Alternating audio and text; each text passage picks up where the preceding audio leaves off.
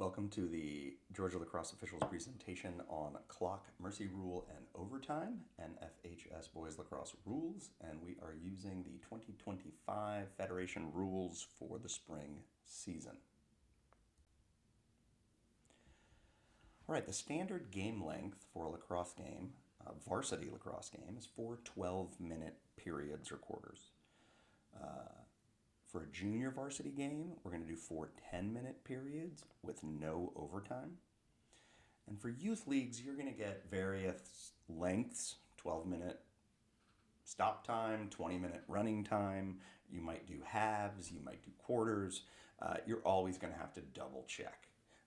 As I mentioned in the previous presentation on field and equipment, you need to have a visible scoreboard and you need to have a clock. So if you do not know how to work a Daktronics All Sport 5000, you're going to want to figure it out so that you can make sure that you can explain to your timer that they know how to do this right, because the timer and the scorekeeper are really important people in managing a game and making sure the game flows smoothly.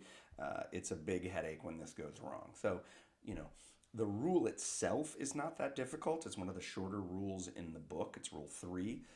But make sure you are spending time so that you understand how to do this stuff. The intervals between periods are 2 minutes. And as my wife likes to say, we do not get paid for overtime. So you want to keep a game moving. Understanding the flow of a game is essential, and having a really firm understanding of managing the clock really goes to making that a reality. So we don't want 5 minutes or 10 minutes between periods. We want to get things going at 2 minutes. The teams are going to switch goals after each period. I mentioned this when we talked about alternate possession and the coin toss and the strategery that goes in.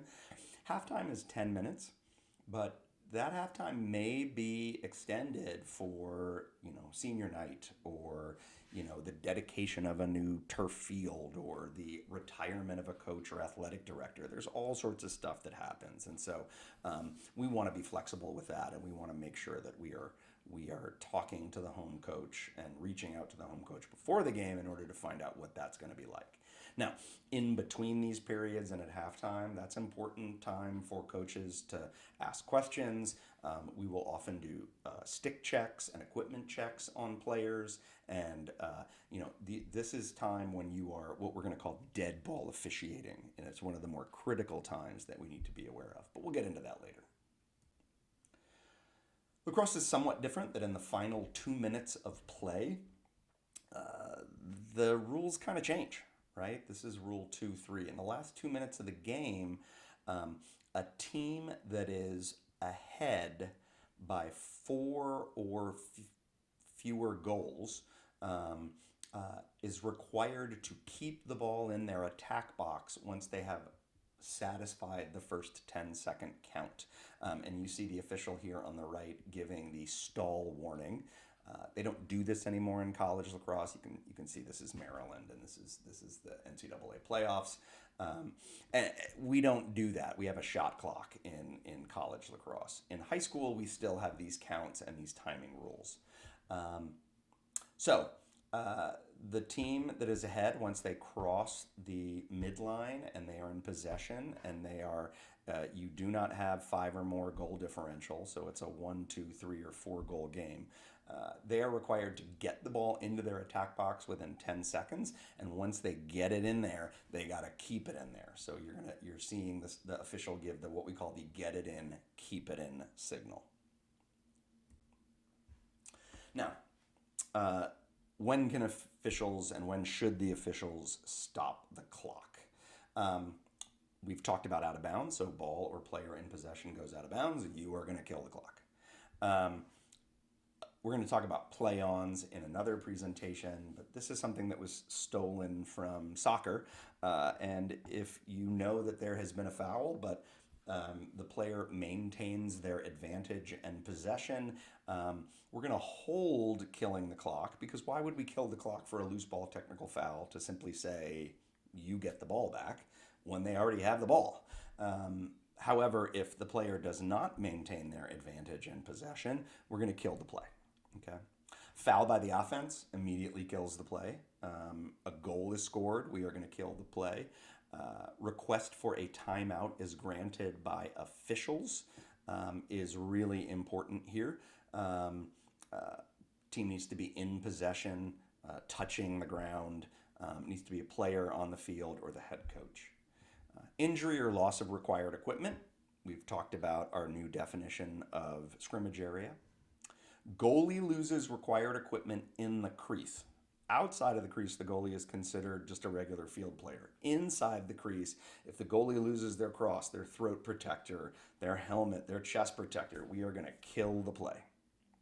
Official blows his whistle for whatever reason. This is a really important rule. The official can stop play for absolutely any reason. Now, we don't want to go running around doing that willy-nilly, but we do. There are moments when we do need to kill the clock that are not particularly written into the rule book. This is something that you really need to work on. This is our first sort of introduction into signaling, but I put this in the timing sequence because you are going to do this a billion times during a game and a trillion gazillion times over the course of your career. So when we know that the ball is dead, we are going to put our hands up in the air as if we are asking the most important question ever, right? So we are not doing the I swear to tell the truth, the whole truth, and nothing but the truth. We have that hand way up there. Remember, many times in a game, the clock is not going to be operated from the sideline. It's going to be operated from the press box, and you want to make sure that they see this signal. To start the clock, we are going to wind, and we are going to wind our arms backwards in a circular motion, and I think you should do this at least twice. Don't just do it once. You want to make sure everybody sees, and you're going to blow your whistle in a short blast, signifying that we are starting play. When the ball is dead and you need to stop play, you are going to raise your arm again and blow the whistle simultaneously. And if you really need to kill the clock, for example, somebody calls a timeout, you are going to do essentially the NFL signal for timeout, okay? When you wind the clock in, your hand should already be up in the air. When you go to blow your whistle to signal that the play is being dead, your hand should be up in the air. You're going to do this every time you're starting the clock and every time you're killing the clock. All right, team timeout. Teams get 2 timeouts per half. Each timeout is 2 minutes with a 20-second warning at 1 minute and 40 seconds saying, hey, you guys got to be on the field and ready to go in 20 seconds. If a team that called a timeout is ready early, for example, they call a timeout and they say, I just wanted to call a timeout to save this possession. We're done. We want to start playing again. Everybody is given a 20-second warning. The team that did not call the timeout is not entitled to the full length of that timeout. Only the team that called the timeout is entitled to the full 2 minutes. Coaches should remain in the coach's area off the field. That being said, teams will all come in, the coach will step out. I am sort of more of a, if you're inside the football numbers, I don't have a problem.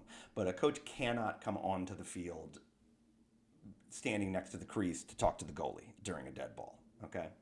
When the ball's dead, a player on the field or a head coach can call a timeout. When the ball is live, a player on the field or the head coach with the ball in player possession can call a timeout. So you cannot call a timeout when the ball is loose. So here's our timeout sequence, right? We're going to blow the whistle. We're going to give the big signal. Then we're going to point to the bench side that called the timeout, and we're going to say timeout and the color of the team. Now, we'll talk about this when we get to officials' equipment, but it is required for all high school games that you have a 20-second timer.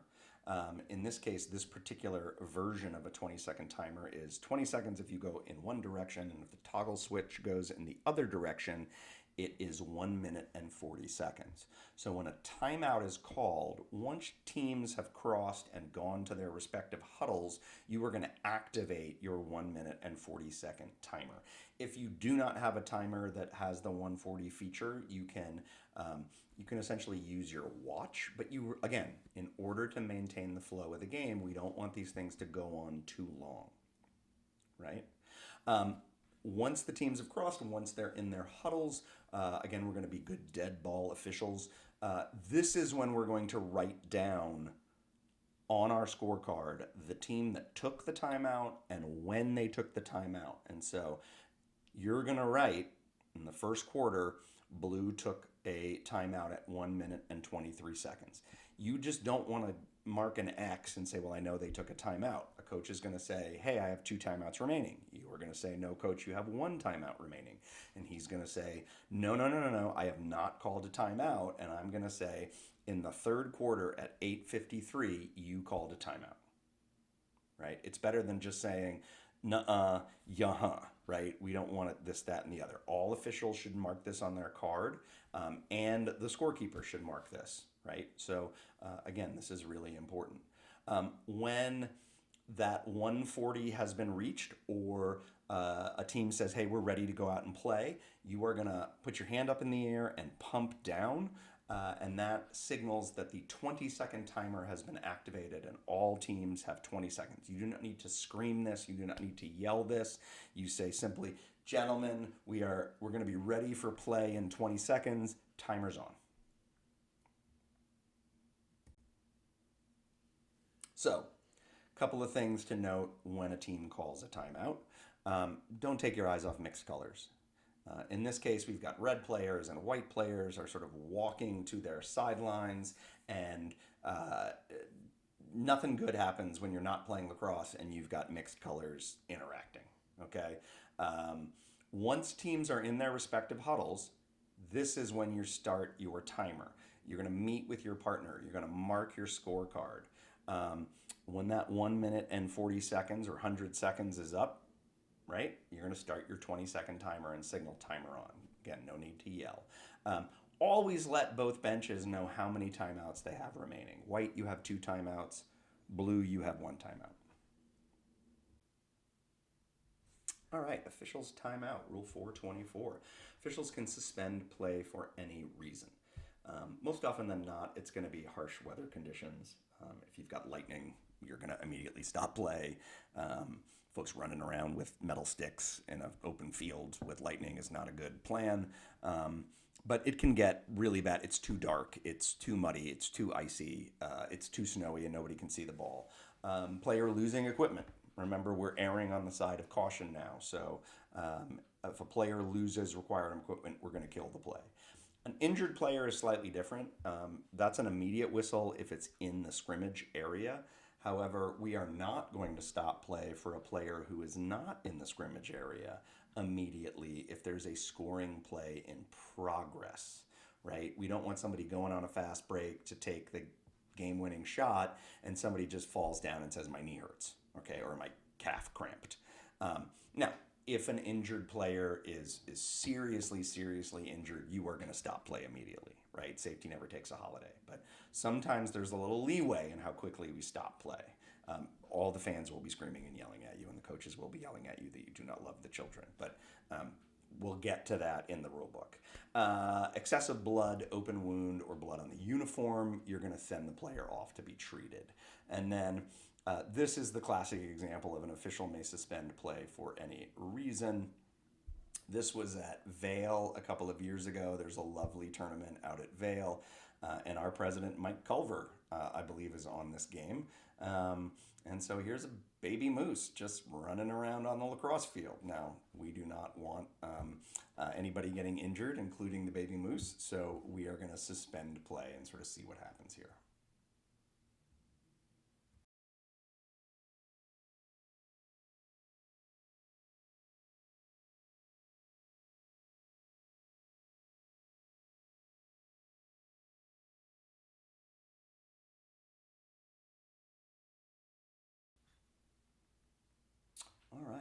loss of mandatory equipment. We are going to suspend play immediately if a player loses mandatory equipment and they're in possession of the ball, or they're injured in the scrimmage area. And again, that's the new definition. The scrimmage area is 5 yards in all directions from a loose ball or a player in possession of the ball. Now, play may continue if a player loses mandatory equipment, not a helmet, but is not in the scrimmage area. Okay? So if you've got a player who loses a shoe and he's just standing 300 yards away from everybody else, you can allow play to continue. You're always going to stop it if somebody loses a helmet, no matter where they are. The other place you really want to pay attention to this is the goalkeeper's equipment. If any of the required goalkeeper's equipment becomes broken or lost, you're going to stop play immediately unless there's a shot in flight. The ball's already been released.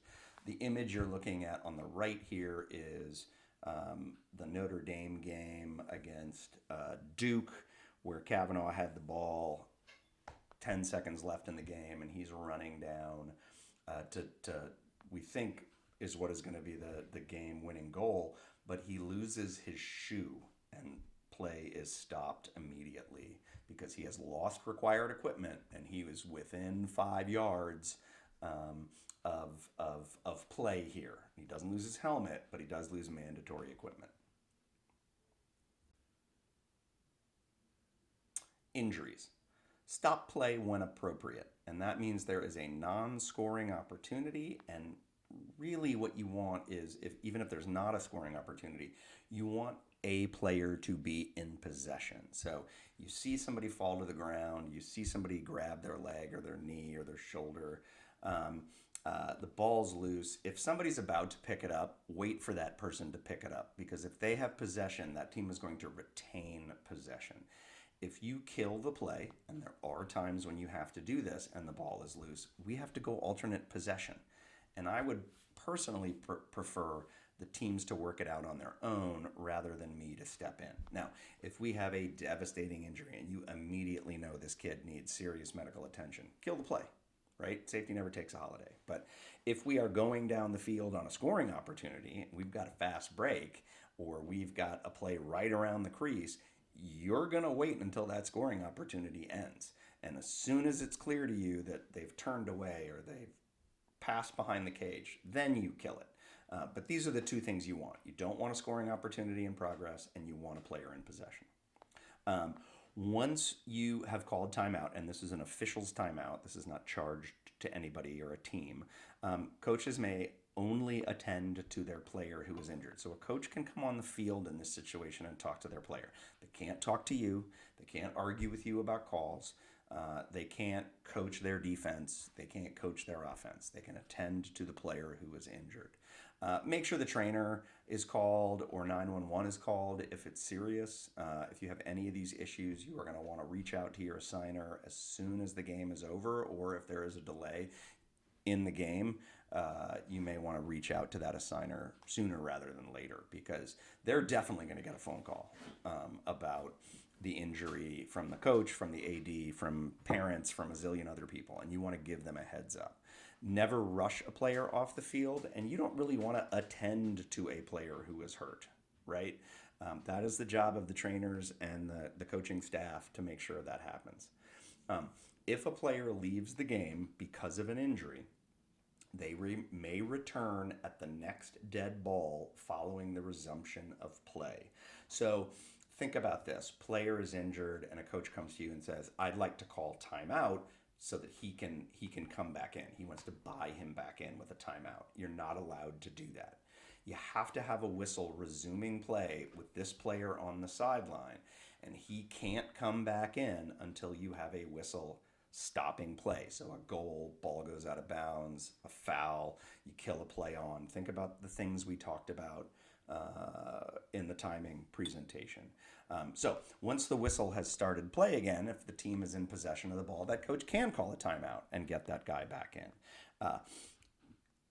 We do not certify whether a player is ready to come back into the game. The medical personnel, the training staff, and the coaches do that. Okay. But if you send a kid off for a concussion and he comes back in and he's kind of woozy and doesn't really know where he is, you can send him off again. Okay? So here is an example. What we're going to see here is a push call. And it is going to be on the left-hand side of your screen. So we've got our official coming down the field. And you see the player in red is hurt, but we adjudicate the foul. You see the official give a really good, this is my timeout signal. And so let's play this again.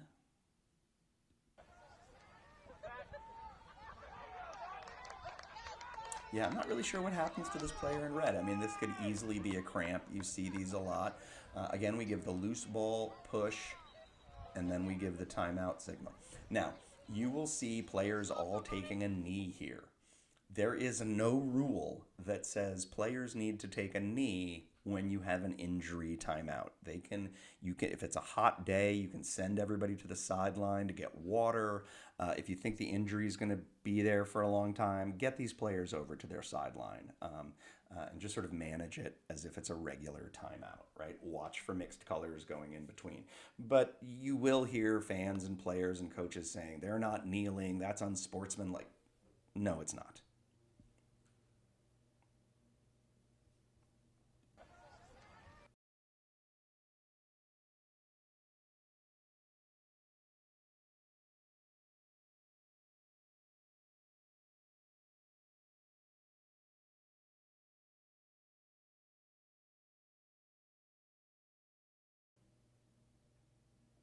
All right, here is an example of a devastating injury in the scrimmage area. Hunter!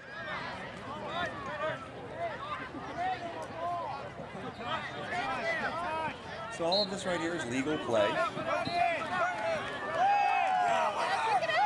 that's legal, that's from the front. We got possession, we lose possession, and then we have this big hit.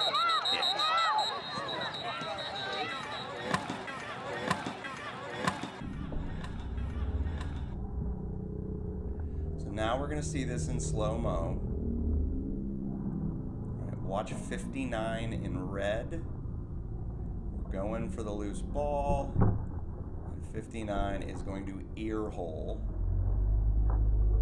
the white player, right? This is clearly a flag. We'll look at this video again when we get to personal fouls and what foul to call. Right here is when you want to blow the whistle. If nobody's going to pick it up, you want to blow the whistle immediately, right? It is more important that we stop the play here. There really is no scoring opportunity. We're right by the midfield line. This is a perfect example of it's more important to stop the play. Now, the other thing I'm going to want to have you listen to is, let's go back here a little bit. Listen to the fans on the sideline. Listen to the fans on the sideline yelling, he's down, he's down.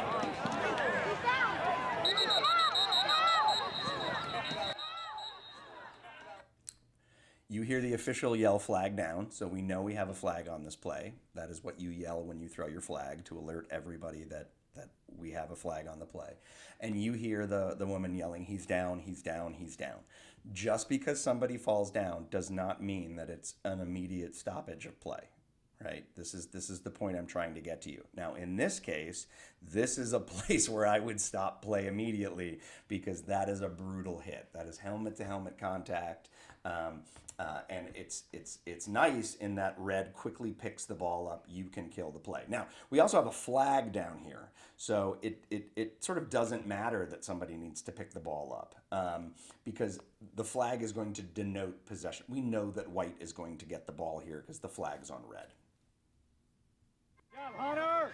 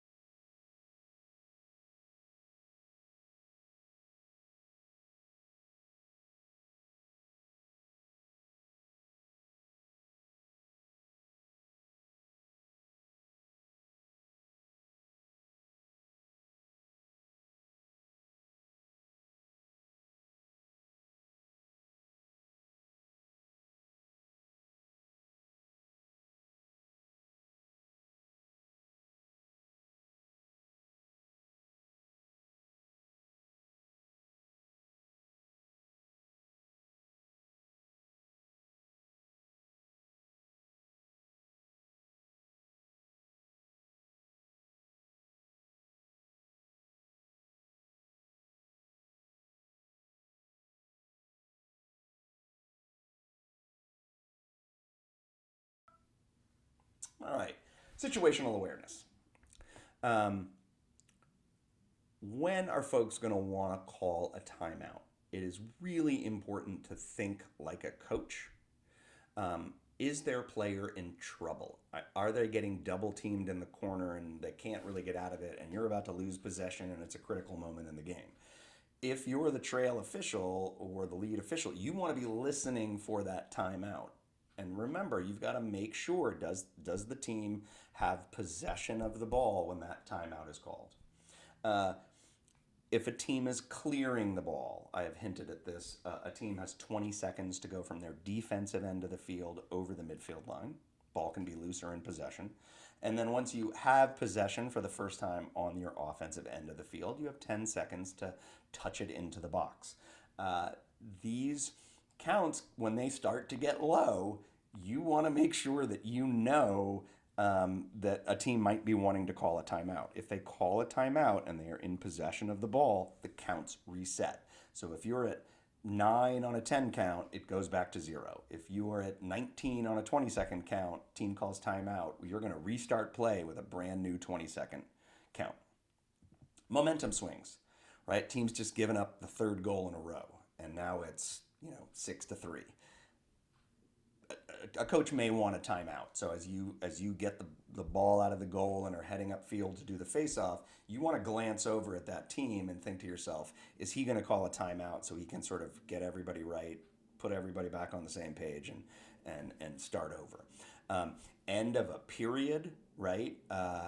If you have a potential for a scoring opportunity, essentially you want to take the last shot, you may take a timeout at the end of the second quarter to say, hey, we're going to talk about this and get our best player and play out there.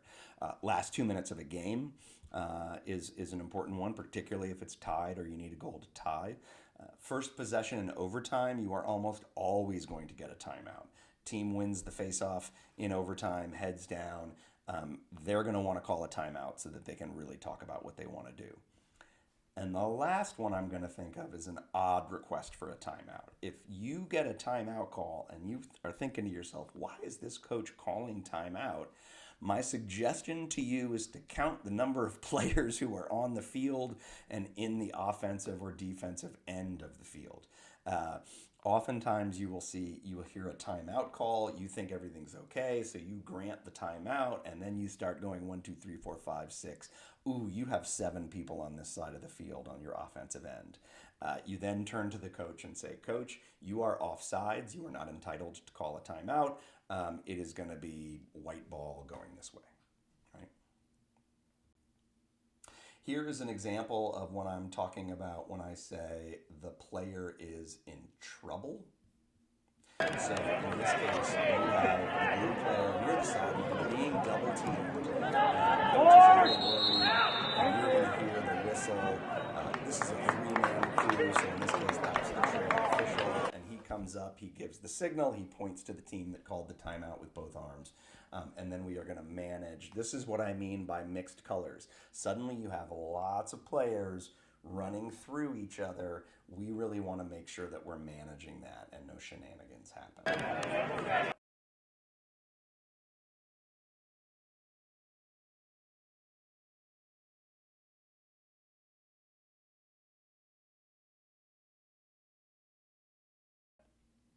Here is an example of timeout on a clear where a player is very much in trouble, and we are going to see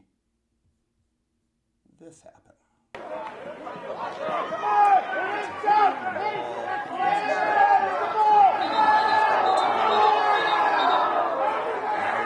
Timeout because we want to reset our player and make sure that we can get this back. Timeout. Alpha.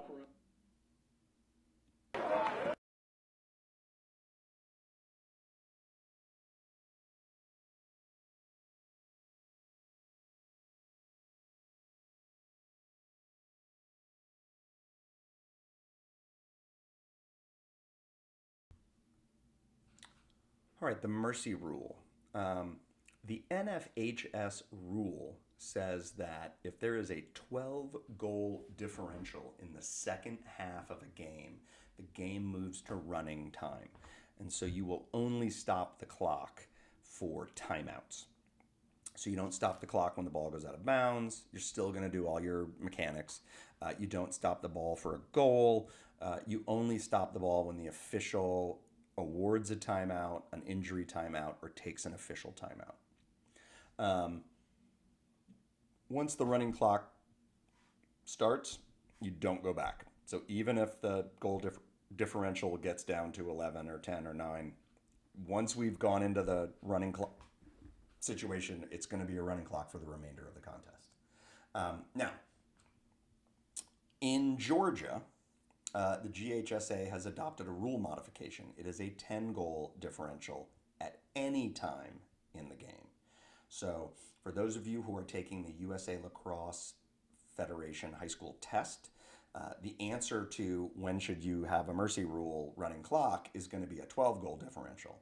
If you are officiating in the state of Georgia at the GHSA level, it is a 10-goal differential at any time. This is a moment where you want to stop the game, you want to go over to the table, and you want to say, hey, I want to make sure we all understand that once I blow the whistle resuming play, the clock is not going to stop unless I signal a timeout. In youth, many leagues will give the ball to a losing team if there's a 4 or 5 goal difference. And that is often the losing coach's choice. Some coaches will say, hey, we really do want to do the face-off because we're practicing face-offs. Other times they will say, no, we would really like to have the ball because we want to work on our offense. So that's something you're going to look over and see what's going on. Running time with penalties, right? So the penalty, when you have assessed the penalty, so here number 12 is going to go into the box. Let's say it's for a slash, and we're going to do a 1-minute penalty.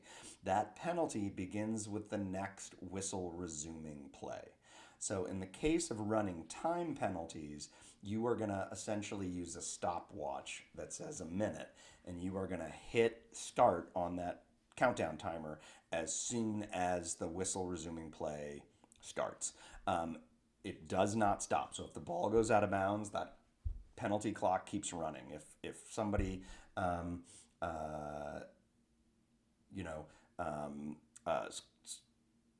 scores a goal, let's say this is a non-releasable penalty, that time keeps going.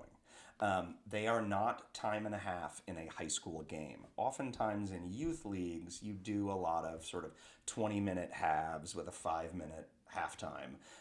And instead of just doing regular penalty time, they will say a 1-minute penalty is 1 minute and 30 seconds. A 30-second penalty is 45 seconds, right? So that is something that you will often see with time and a half penalties. Overtime, you are going to have a 2-minute intermission. You'll have a coin flip. The team that wins the coin flip gets to choose the goal they're going to defend. AP will remain the same.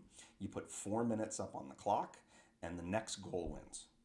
Everybody gets 1 timeout per team per overtime period. There's no carryover. There's no carryover of timeouts from the regular game into overtime, and there's no carryover from first overtime period to second to third, etc. You'll switch goals after the first overtime period, and you're going to repeat until there's a winner. Okay?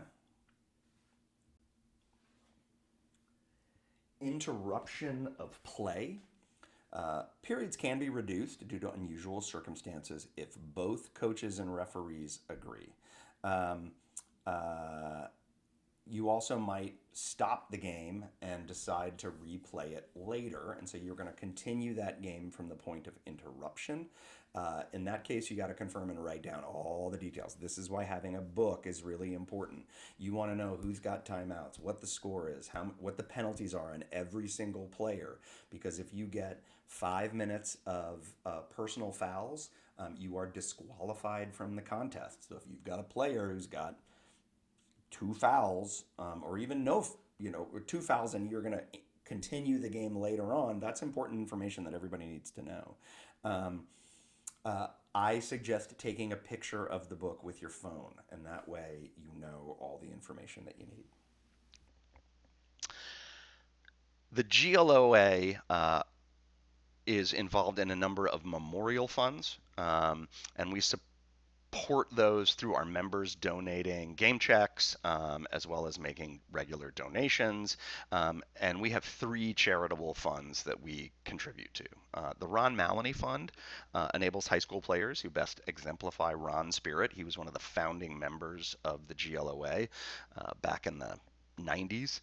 Um, are able to apply. Their coach sends in a recommendation for players to attend lacrosse summer camp. Most of these kids go to the Georgia Tech summer camp, and they get a full ride. They get full board. They get to go for a week. They get to develop their skills. These are kids who probably wouldn't otherwise be able to afford to do that. And we have sent over 100 kids since this fund was established in 2005, and it's amazing. It's one of my favorite things of being an official is being at the championship game at halftime and being able to give these kids their certificates and take a photo and let them go to lacrosse camp in the summer.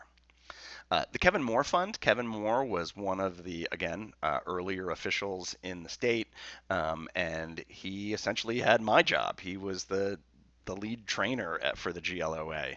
And this fund provides financial assistance to officials who want to attend professional development. So when we used to have LaxCon, you could get money to sort of offset the costs of going to LaxCon. Right now, we are using this to support our training and observation program to really help grow the game in the state of Georgia. And this is a really helpful fund that allows us to get out there with our observation program and give real-time feedback on a regular basis to officials, because that's how you get better. And then, of course, we have the Gordon Corsetti Mental Agility Foundation. This is run through actually the Gordon Corsetti Mental Agility Foundation.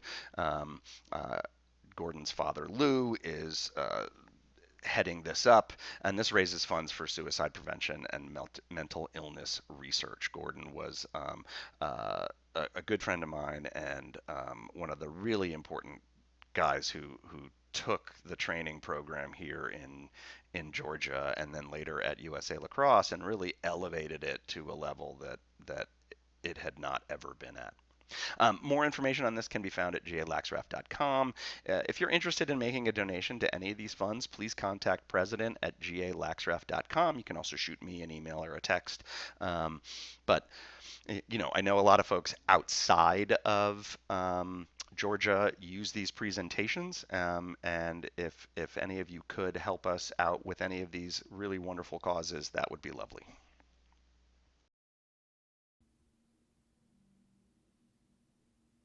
All right. Again, my name is Greg Height. I'm the GLOA lead trainer and a USA Lacrosse clinician. Please email me with any information or questions that you have. If you find a mistake, let me know. If you've got a suggestion on what I might add, please let me know. And if you've just got a rules question or want to talk something out, I'd be happy to chat with you. All right. Thanks for listening.